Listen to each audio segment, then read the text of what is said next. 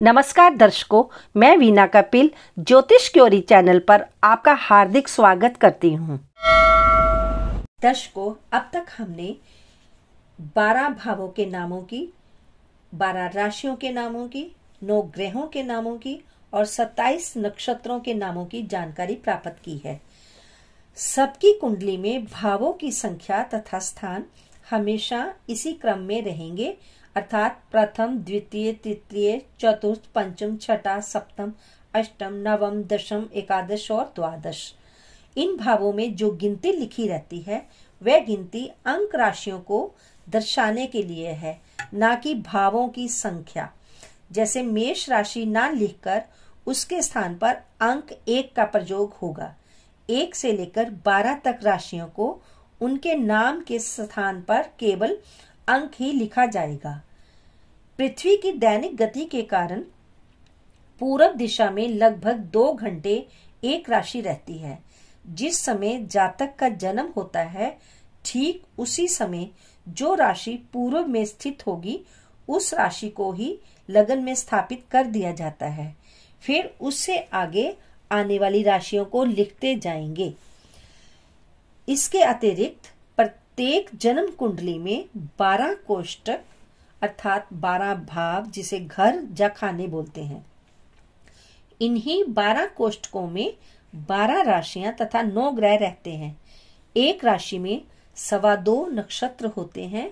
प्रत्येक नक्षत्र का मान 13 अंश 20 कला ही होता है। तो कुल 27 नक्षत्र होते हैं, अर्थात 13.20 गुने 27 इक्वल टू 360, अर्थात हमारा भचक्र। तो भावों की आज हम विस्तृत जानकारी प्राप्त करेंगे।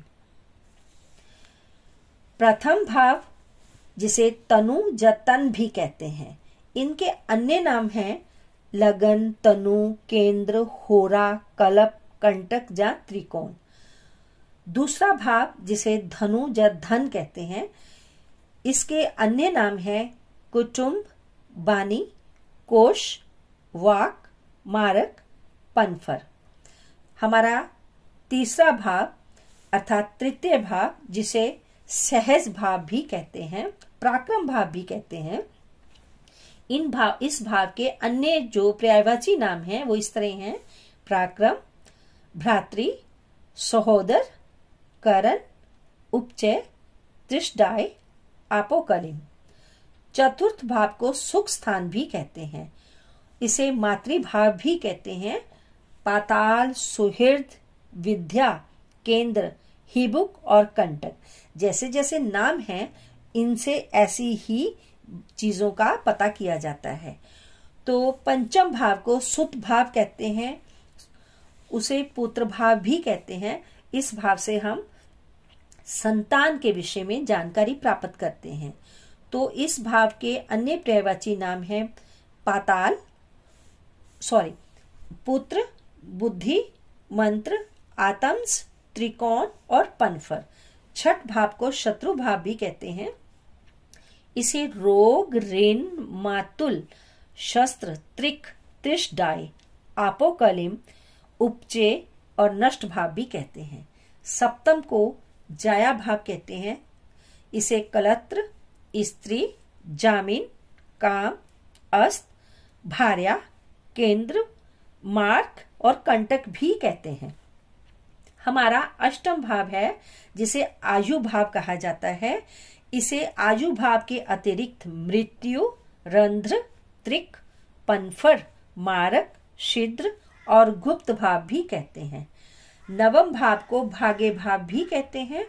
इसके अतिरिक्त इसे पुण्य, भाग्य, धर्म, गुरु, भुक्ति, त्रिकोण, आपोकलिम भी कहते हैं। इसके अतिरिक्त दशम भाव को कर्म भाव भी कहते हैं। कर्म भाव के अन्य पर्यायवाची नाम इस प्रकार हैं: राज्य, व्यापार, पिता, आकाश, व्योम, केंद्र, कंटक, उपचय। एकादश भाव को लाभ भाव भी कहा जाता है। आय, इच्छा पूर्ति, भव, उपचय, त्रिशदाय और पनफर भाव भी इसे ही कहते हैं।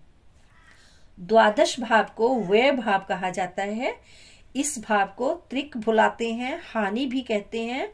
इस भाव को खर्च भाव, अंत्य भाव, रिष्ट और आपोक्लिम भी कहते हैं। ओम नमः शिवाय।